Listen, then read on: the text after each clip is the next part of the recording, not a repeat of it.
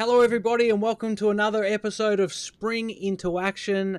This episode is going to blow your socks off as we dive into the world of AI with Samantha McLean, editor of Elite Agent and self-declared tech head. I can't wait for this one. It's going to be a great chat with many tips that are going to revolutionize and change your business. So stay tuned. Samantha McLean up straight after this.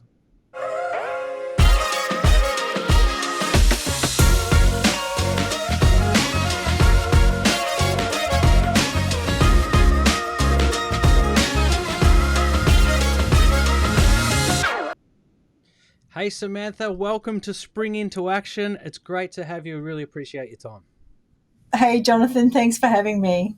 Now, was that opener enough hype for you? Because I know you love the hype. Yeah, that was plenty of hype. Don't believe the hype about me anyway. Oh no, the hype about you is strong, and I've witnessed you backing it up. So don't talk yourself down like that. Spring Into Action is, I'm not sure if you have watched it previously or not, but it's a very casual chat show style investigation, I suppose, into your thoughts in the space of real estate and today technology and how technology can help real estate be different and be better. And I think that's the important key, is that sometimes people get romanced by technology that doesn't necessarily make things better.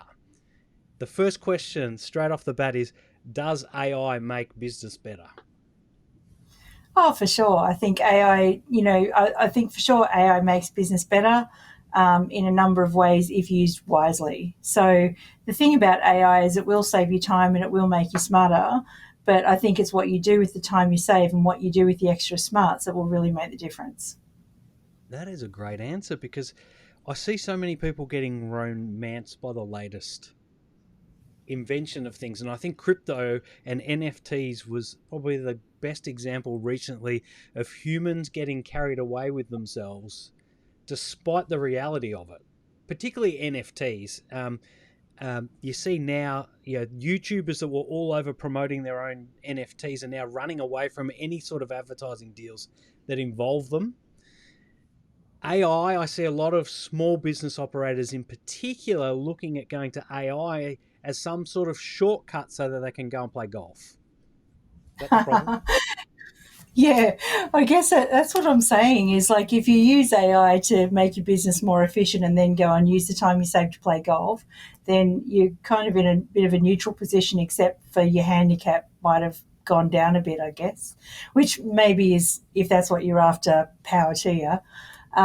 But if what you're looking to do is to grow your business, the smart thing to do with AI is to save time on the admin type stuff, and spend that time doing more human things and more creative things with both your customers and, I would say, your team. Yeah, that's awesome. Sam, before we really dive into the world of AI, let's explore your background. You run an incredible voice for real estate, a website by the name of Elite Agent. It's a great publishing arm. I dive into it often. It's got some incredible amounts of insights and resources. So me attempting to run this show is almost a little bit embarrassing compared to what the value of stuff you guys put out over there. How did you get into the space? Where did the story begin? I think so many people know my story, but basically I used to work for another magazine. It was my second job. So I was a single mother, 10, 13, 14, 15 years ago. And, and I worked for PwC back when it was called PwC. Yep. And I actually needed a second job to make ends meet. So I worked for a guy in the real estate industry that had a magazine and just ended up really loving it more than my day job.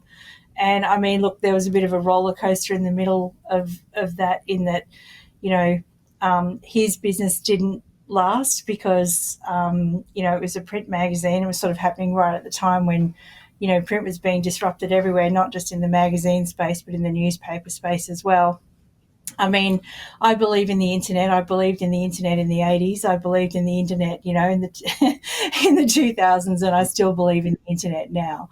So, So yeah, but I think like you did mention, the stuff about NFTs and things like that. Like they're a relatively new thing, whereas things like the internet was around for a long time before it took off.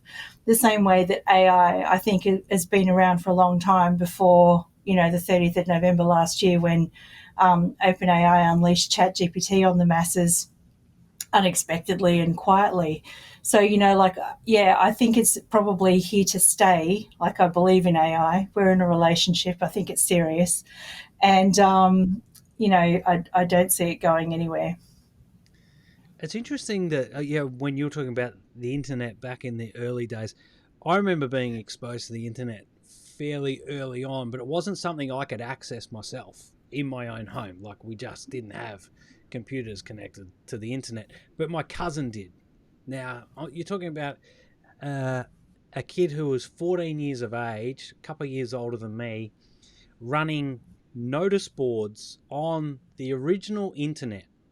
And the problem that kept arising was he was using the phone lines, and my mum could never ring her sister. And this guy, he's now in Arizona. He's worked for big companies like GoDaddy and a few others, and the American government around security and stuff like that. So he was really early on into it. But we'd never seen him because he was in the room on the internet. And I reckon he was wasting half his time just waiting for these notice boards to load up. But a fascinating time when you think about where it's come from. Oh, absolutely. I think about the noise a fax machine used to make. And then I think about the noise of like what a dial up modem used to make. I am that old.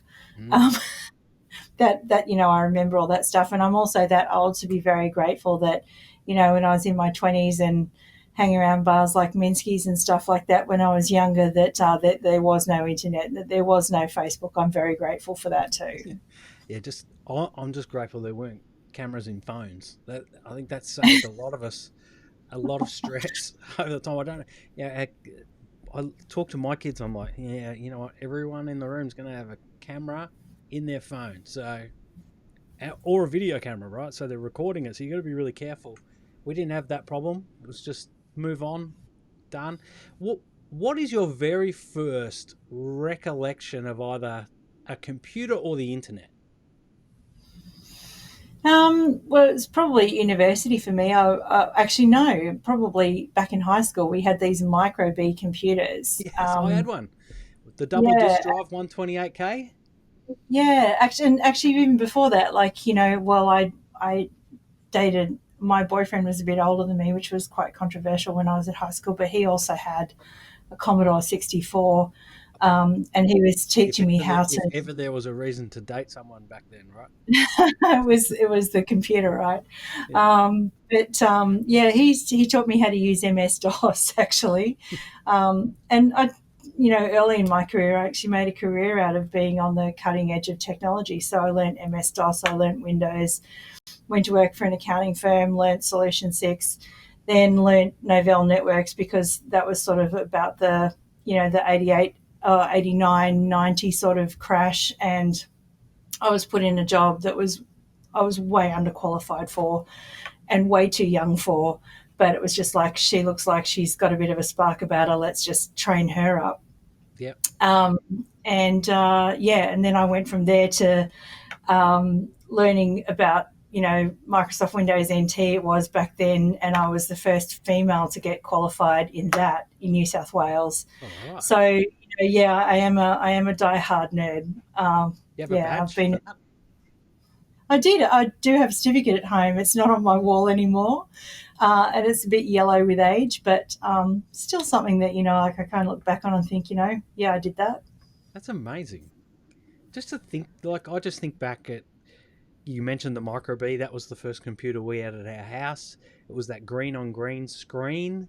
It made incredibly annoying noises when you're playing games like Emu Joust and things like that. The Minesweeper and things that kids nowadays would roll their eyes at. But to think that it's gone so far, even the Commodore 64, I mean, I used to get about 45 minutes of bike riding exercise between loading up games on the Commodore 64 because I had to use the cassette tapes. I didn't have the floppy disk, I had the old style one. I used to ride for 45 minutes, come back in and hope the game had loaded and not errored. Um, it's amazing how far it's come when we now look at AI and the way that it can work.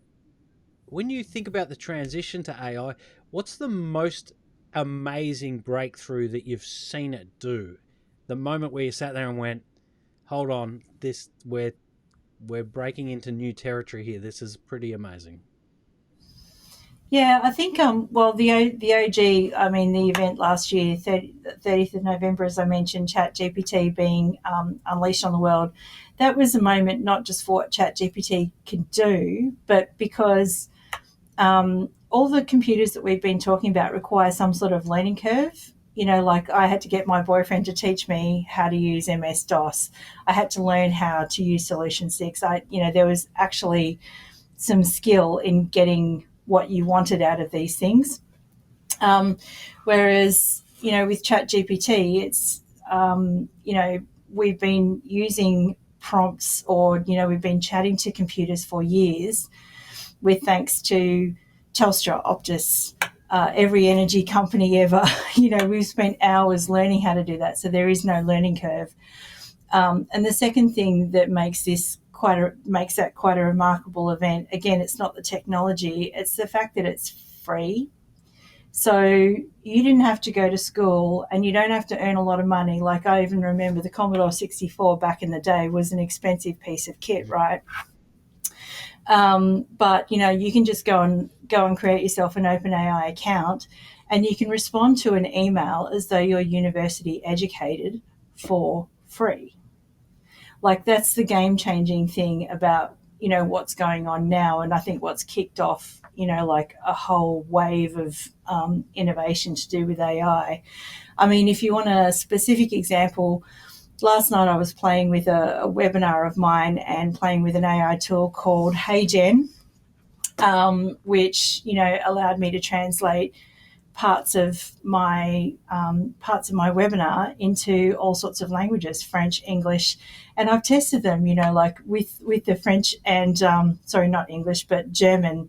I have a very good friend of mine, Susan, who speaks fluent French and German. She used to live in Switzerland. And I sent her the video without actually telling her that it was AI. I said, "How do you think my French is coming along?" and just sent her the video. And she went, "Sammy, it's amazing. Like, I didn't realize that you were even learning French." And I said, "Oh, yeah, I had help." And same thing, like I posted, you would have seen, I posted a few videos on Facebook last night. I posted the French version, the Hindi version, the German version, and the Italian version. I wish I was that multilingual, but I think there were people on Facebook that actually believed that I was learning languages. Oh, So, definitely in the that comments there were. You like, and this is, I suppose this is the amazing and also equally scary thing about this, right? Is that we're entering in a world of where people can't always trust what they're seeing with their own eyes. mm-hmm. Does that scare you or excite you? Well, first of all, this is really me, and hopefully that's really Yes. you. Well, But this is yeah, it is me. very. Like, but I'm not sure.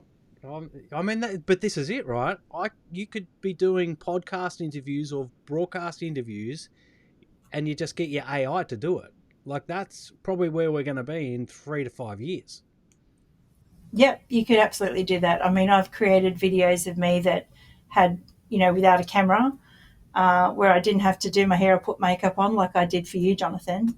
Thank you. Um, but yeah, that it is very possible that you won't have to do that, and the technology is getting so good that it may not be so detectable to someone. Now, obviously, if that falls into the wrong hands or someone decides to use it, nefariously or whatever, then we're all in trouble. But I can actually see on the other hand some productivity gains. Think about training, think about learning, think about onboarding a new employee whose English is not so good. Think about communicating with overseas buyers if you're a real estate agent, things like that. Yeah. Like, I can see it used for good and I can see it used for not so good, but, like hopefully, people will go towards the good. Yeah. And there's a couple of things that you've raised in my head. The first one is I've been having conversations with my kids lately, particularly the older one who's having to choose her final subjects for high school, and one of those subjects is a language.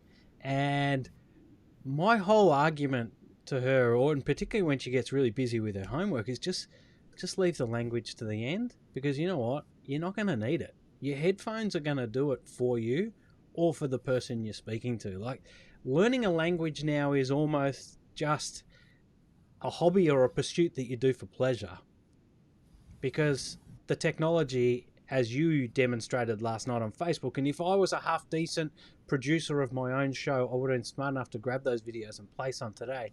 But what I'll do is I'll tag or I'll link those into this post so people can go and watch them. It is incredible.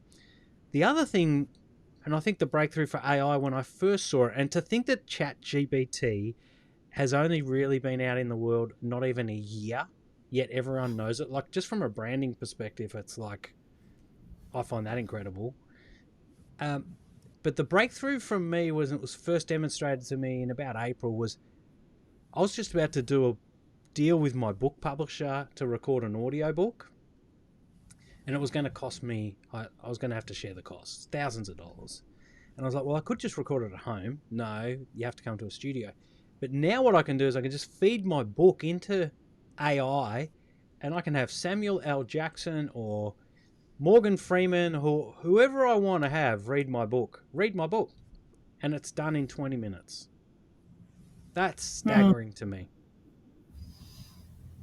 I think that's a personal choice. Like, going back to your daughter for a moment, like, the thing, you could almost say you could learn anything from AI right now. I mean, like, let's sort of, there are some biases and things like that, which, like, let's not get into them at the moment, because I just want to sort of answer that as thinking about the process and thinking about us humans learning and the process of creativity and things like that. Like, I still think that, learning a skill, whether it be reading your book to, reading your book for the purposes of recording it, or even learning a language, it still teaches us a skill, the skill of finishing something. Whereas, like, I think and it does, I don't think that really matters what that is, so long as we learn that skill and the process of learning and the process of finishing and taking something away.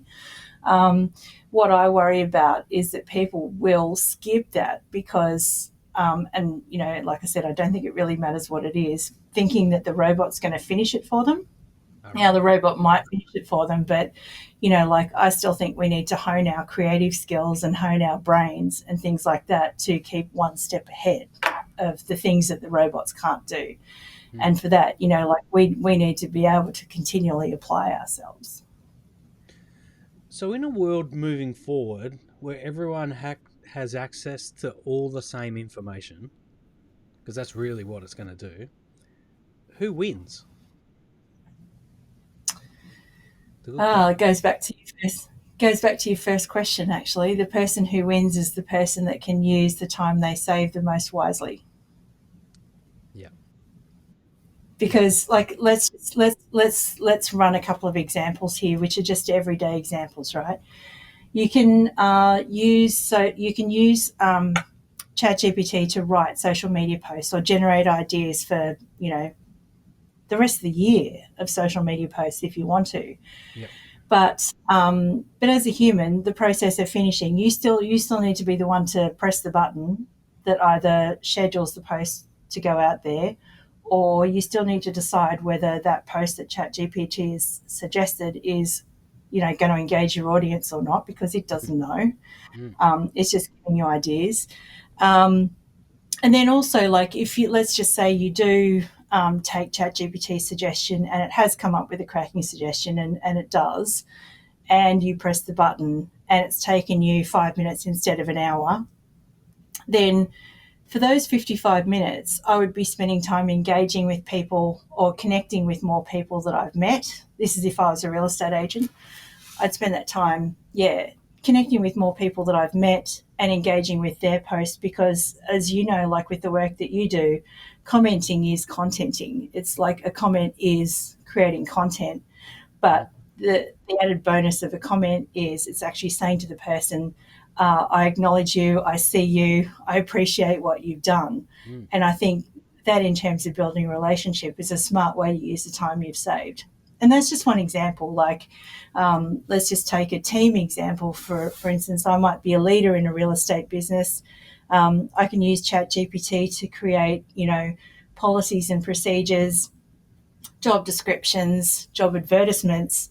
And so, if I need to hire someone new, then I could have all of that admin paperwork done, in 5 minutes. Then that might have taken me 2 hours. Then what do I do with that 1 hour and 55 minutes? Well, if I was a smart leader, I'd be doing the things that, someone like Matt LaHood does, walking the floor, checking everyone's mood, asking how they are, engaging in human conversation. Like, that's how you win, I think, is by being smart about what you do with ChatGPT and then being extra smart about what you do with the time you save. Yeah, I think that's a great point. In a podcast that I host with Darren Pratley from New Zealand called Blink, we always talk about continually growing your human network. So, and that's exactly what you're saying here. And your point about commenting on other people's social media posts is so undervalued. Like, I think I've been talking about it. It's just something I talk about all the time, and not enough people do it. So, if there's anything you take from Sam today, audience, is that. But be genuine about it. Be real, relevant, and relatable. Don't just go in there and leave a stock standard. What a great post! Like, consume their content, do a little bit of thinking, and be smart in how you respond. I think the other point that you made too is that, you see these YouTube videos all the time. Hey, combine ChatGPT with Canva and create 1,000, short videos for Instagram in 17 and a half minutes. But the key is still making sure that what you post is relevant to what's happening at the time that you post it. And that's where the human still has to play the role. Yeah. Yeah, and I think, look, you could, from soup to nuts, and I hate that expression because I don't even know why you'd start with soup and end with nuts, but it's just something it's always something that's completely confused me. But even if you came AI up for the answer, what does it mean? yeah, what does soup to nuts mean? I know it. Yeah, I know what it means. It's just a weird expression. But, you could start with give me the ideas, and then you could say, now create me the posts, now suggest an image, go to Midjourney, create your images, use some sort of a scheduling tool to schedule them all, use another tool to boost the ones that seem to do all right or that get engagement, and then use another tool to analyze how everything's gone. Yeah. But if you don't intervene at those various points throughout like you could boost something, and I always say to people, don't boost content just because people say, well, organic reach is dead. I don't think organic reach is dead. I think it's just that people post bad content, and boosting it gives bad content more reach, if you know what I mean. Well, I know exactly So what you mean. So create good content to start with, and then then you might have to spend so much money. And and the commenting thing is a big thing in that strategy as well, because that tells your algorithm that you're participating in the platform and that you're important to your followers, and your followers are important to you. Yeah, I'm an organic reach guy all the way down. Like, that's what the space that I play. And I think for some people, they don't understand that there is the ability just to play organic. There's also the ability to sort of have a hybrid, post content and then boost your better content, which is a great way to go to speed things up and get that reach. And then there's people who just play on Facebook and other platforms, purely pay to play, to really get returns. And they're doing things, the guys and girls that are doing that at the sharpest end, they got 17 different versions of a website with 17 different colors to the heading and different fonts, and then they're calculating whether they're getting 0.3% of a more of a conversion. Now, that's to the extreme end, but that's the ability that you can do it, and AI will probably help you get sharper at that quicker, which is attractive. But I also think, there's such a... I think mass market, particularly, and let's switch to real estate, particularly in real estate, I think there's still so many people in real estate that don't quite have a handle on the power of social media.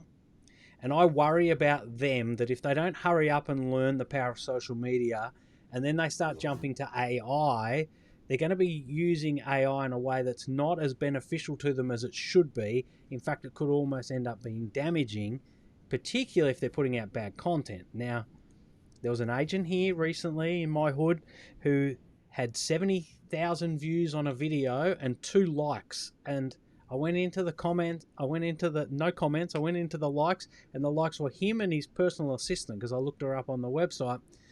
And I rang him and said, hey, I'm not trying to sell you anything, so disarm yourself, but I think you'd be better off if you changed your content from this that you're posting and do more of this, and maybe don't put any money behind it. And if you are still spending money on the one that's got the 70,000 views, you could probably stop spending that money now and save it. And he told me to F off. I was like, okay, no worries.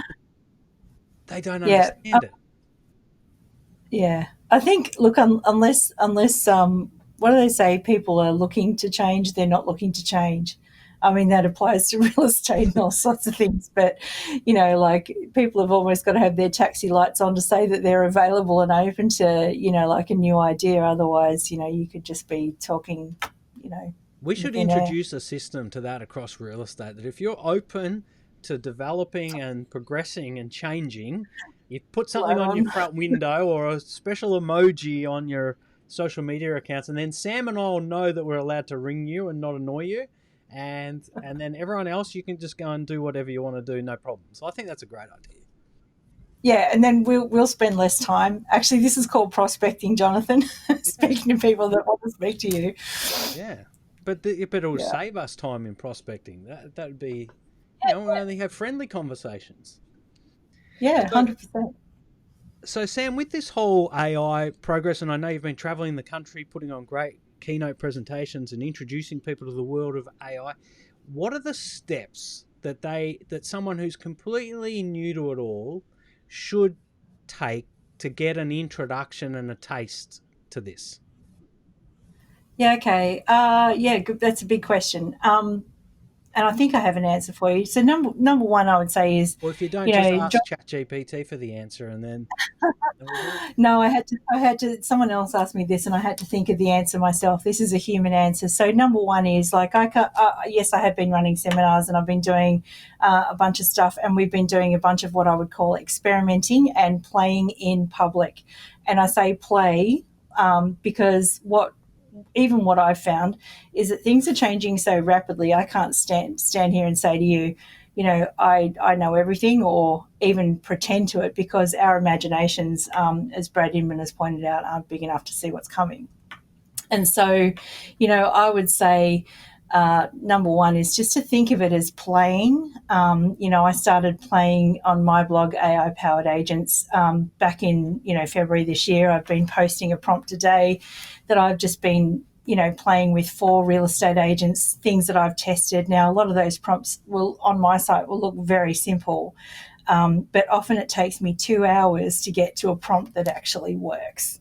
And I do that through playing and through posting what is absolute rubbish and what has actually worked for me. And, and that's an approach that I think everyone should probably take with AI at this early stage. Is I'm going to have a play with it and I'm going to see what happens. yeah, The second thing is adaptability. So we talked a lot about this at Elite Retreat this year, AQ being the new EQ.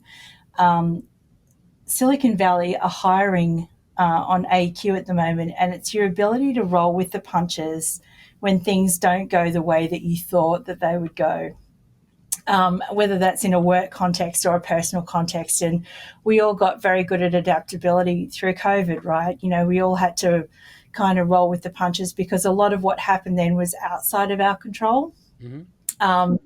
There was a lot of stuff happening to us, and you can get really upset about what's happening to you, and that's okay. Like, so long as you can move forward from that, and go, all right, well, what I was doing, the way I was doing this yesterday does not work anymore. I've got to move forward for my own progress and happiness. So, what are some other ways that things might work? Or what else can I try that might work? And that's the place that we all should be at right now is, is thinking about how, we interact with AI as playing. And then I think the third thing is always remember it's a first draft. So at the moment, there are plenty of examples on my blog on AI powered agents, and the reason I set up a separate blog to Elite Agent is because, yourself, when you set up a digital platform for news, it's got to have a certain brand, and things have got to have a certain style and a certain tone. And with AI powered agents, I wanted to be able to play, test, write a post that was 4 or 5 sentences long, or write one that was 2,000 words long without having to worry about the constraints of the Elite Agent brand. And, and there has been plenty of times where, what I've tried just hasn't worked. But you got to tell yourself that's okay. Yeah. And, and one day that might get better or it might not. But there's also plenty of occasions where I've,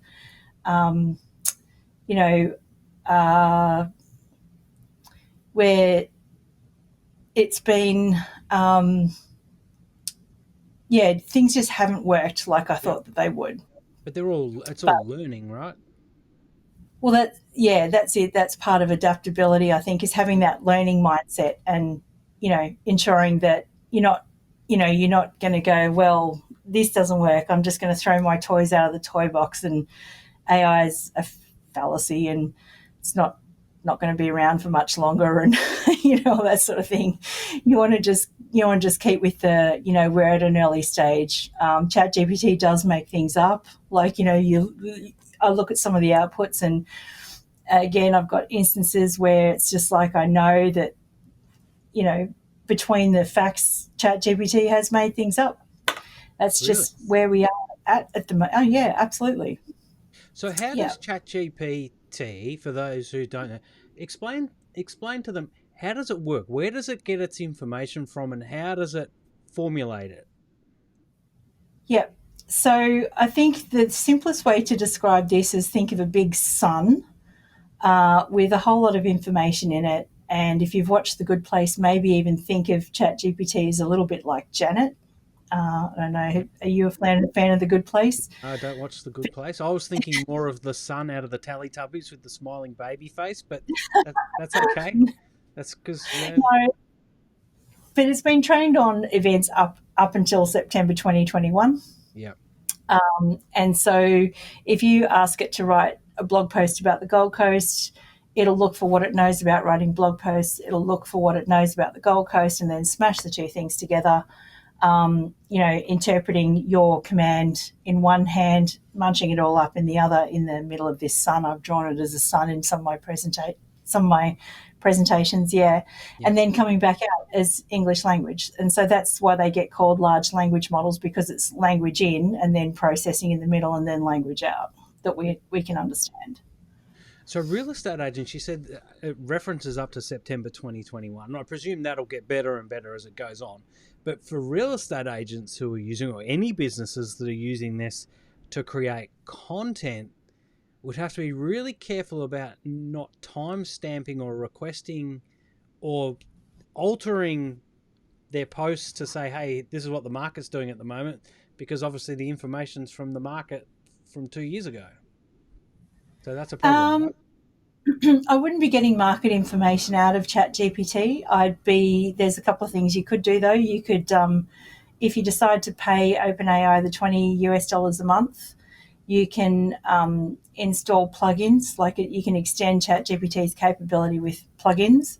Mm-hmm. One of them is called Web Pilot, which will allow you to browse the web and get information more current than 2021. Mm-hmm. So that's one thing. And then pump that into it? You pump that into the sun? Then that brings information into the sun, right. If you like. I'm getting this. Just remember this big yellow circle. I can send you an image if you like. No, I've got it. You got it? Yeah. Or the other thing you could do is, and I've tried this a few times, is again extending ChatGPT's capabilities. You can chat to things like PDFs, so or even data. I can upload a CSV. Like I created some dummy data, some Net Promoter Score dummy data, uploaded it into. It used to be called Code Interpreter, and now it's called Advanced Data Analytics or something or other. Everyone that has ChatGPT 3 or 4 has got it, and you can basically upload it and chat to your data.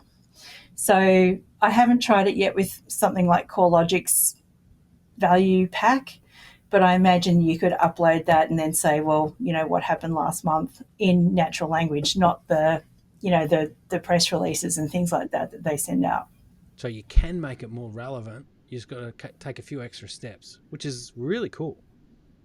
It's still going to take you less time than it took, 6 months ago. And also the fact that you could probably build some sort of an avatar and then feed that script or information into the avatar, and then the avatar does the video presentation for you. Because that's a big challenge I find in the work I do is, hey, you got to get out there, you got to be human, you got to connect with your patch, nurture your community. The best way to do it's on video because you can scale it. And then someone will sit there and go, I don't like being on video. And you're like, damn it. Because you'd be really good if you did this. Like, it would change your world. But yeah, I just struggle to get them over the fear of being on camera. AI is going to allow them to get over that hurdle, isn't it?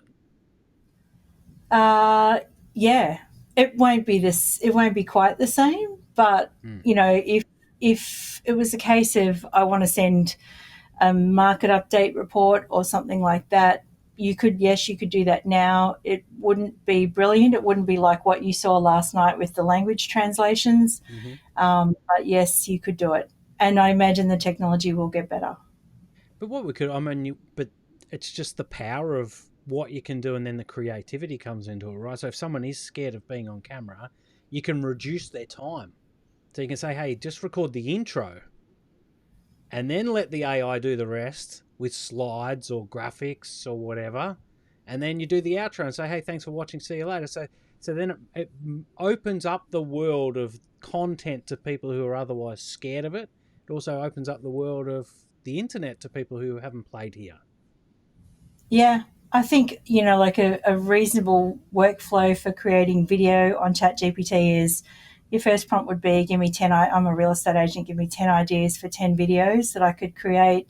Yeah. And it would give you ideas. And then you would take the first one and go, right, with this heading, like now create me a 1-minute script for TikTok for this topic. And then it would create you the 1-minute script. And then again, if I was a real estate agent, I would probably take that script, I'd upload it into Captions app or something like that, or even Descript or something like that. I'd read it, I'd hit record, and then that would caption it automatically for me, either of those tools. Actually, there's probably a couple of steps I'd do in the interim. Can I go? Can I go back? Sure. This is your episode. You get to do what you want. Yeah, I think before I did the before I uploaded it into Captions app, I'd probably do it 10 times. Like I'd probably create all 10 and then I'd upload them all at once. And then I would create the videos all at once, because then I've only got to do my hair and makeup once. Yeah, right. Batching, they call that. Yeah, I know. That's not an AI concept. That's an old one. That is certainly an old one, but AI is powering it up. So rather than people who have a day to record their content, you're turning it into possibly an hour, reducing it to an hour or so. Yeah, This is fascinating. What an enormously powerful tool moving forward. Where do you see particularly real estate agents using it to their greatest advantage? Say principal owners who have got, staff, multiple offices possibly. Where's the greatest advantage? Oh, I think it's too early to tell, but I can tell you now that there's a few people out there that are using it just for simple things. Like if you think about a property manager's life at the moment, and there are 4,000 vacant jobs on Seek for property managers right now. Bo Miller, who was someone who did Transform earlier this year because we started playing with ChatGPT during Transform. And what she did was she had, I think, 500 outstanding requests. And if you can get inside the mind of a property manager for a moment, they've got to say no a lot. And that creates conflict a lot. And it's the idea that ChatGPT can help you say no nicely, or perhaps in words that are not as, like, because some situations can very easily go from, everything's fine to DEFCON 11 just because somebody said the wrong thing on an email. Not intentionally, but, with that much stress going on, anything could happen kind of thing. But if you were to say, take an email and obviously don't put any personal information into ChatGPT, and I've done this myself when I've had emails that I'm like, if you take the email and say, how can I respond to this as a human with a high EQ, ChatGPT will come up with a response that is very non-conflicting. It disarms it completely. And so what happened with that is they cranked through these 500 outstanding emails or something or other in no time at all. And then you'd be surprised at the cognitive. My golden rule for that was never write an email after midnight, because that will always get you in trouble. But now I can do that after midnight, but just put it through ChatGPT with high emotional intelligence. That and that's the prompt. Like, write that prompt down. Respond to this with as a human with a high EQ. Or I'd give ChatGPT a role. Say I'm a marketer. I'm a real estate agent. I'm a property manager. I'm a whatever. And for extra points, maybe include a goal. My goal is that, so then ChatGPT knows who you are, knows how to write the email because of the tone, has the information that it's responding to, and then knows what the outcome it is you want. There's an example I use in my keynotes, write an email to my boss about the bad coffee in the office in the tone of James Bond, with the outcome being we want a new coffee machine. And I mean, if anyone's listening, try that prompt. You get a different response every time, but I guarantee it will make you laugh, and it actually hits all the points. And so just bring that process into a real estate context, and it will save you heaps of time. That is a fascinating use of the technology to actually help. It's actually helping humans be better communicators. Yeah. Well, like I said, you could be a university level communicator without finishing high school. Yeah.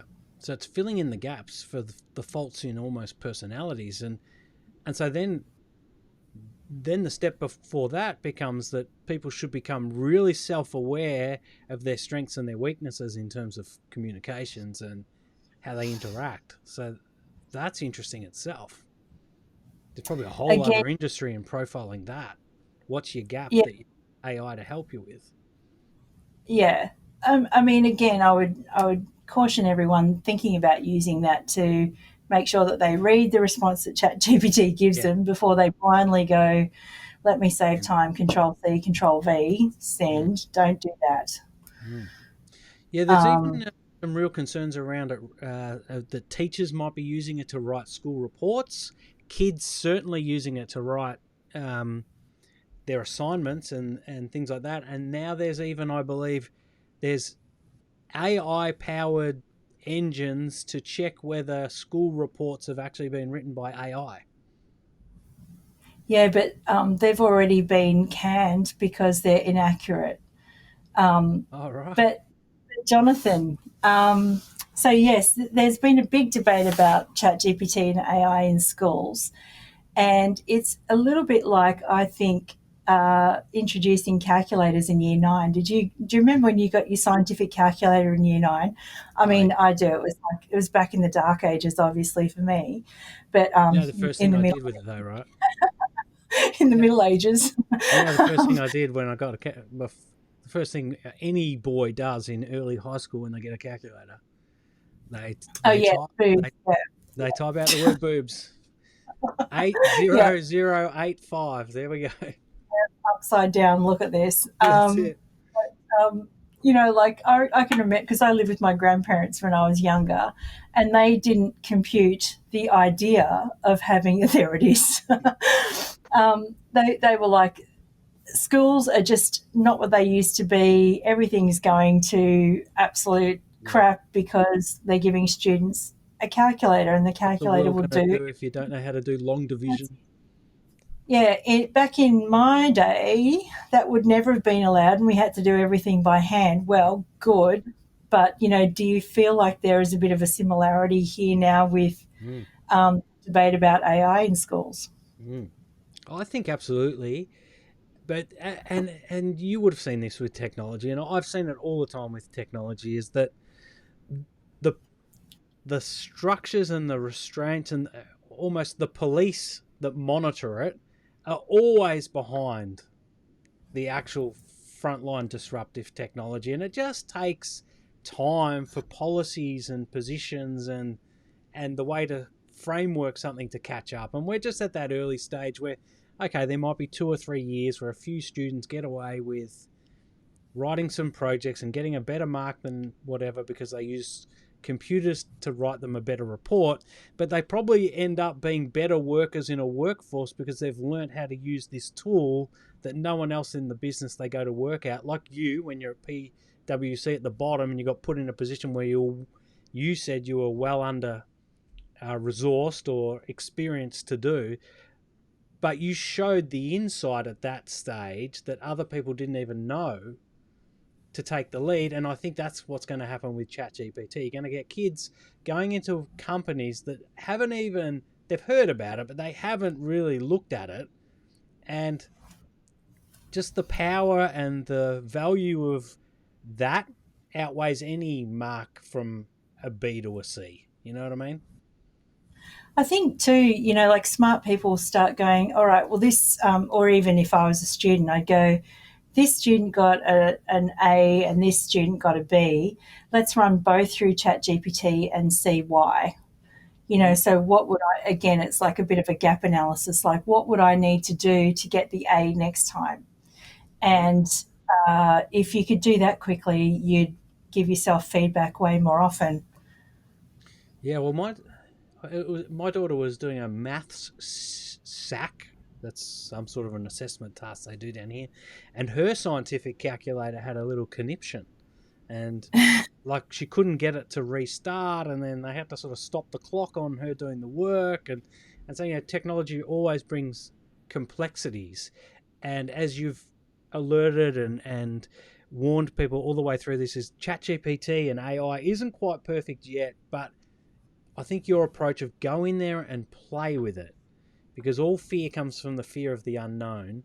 Go in there and play with it. Become familiar with it. Even if you spend a year just playing with it before you actually use it, you'll be way better off than waiting a year before you even have a look. Mm. Because Even if it's it's just, not going anywhere, is it? This thing's going to integrate its way into our lives.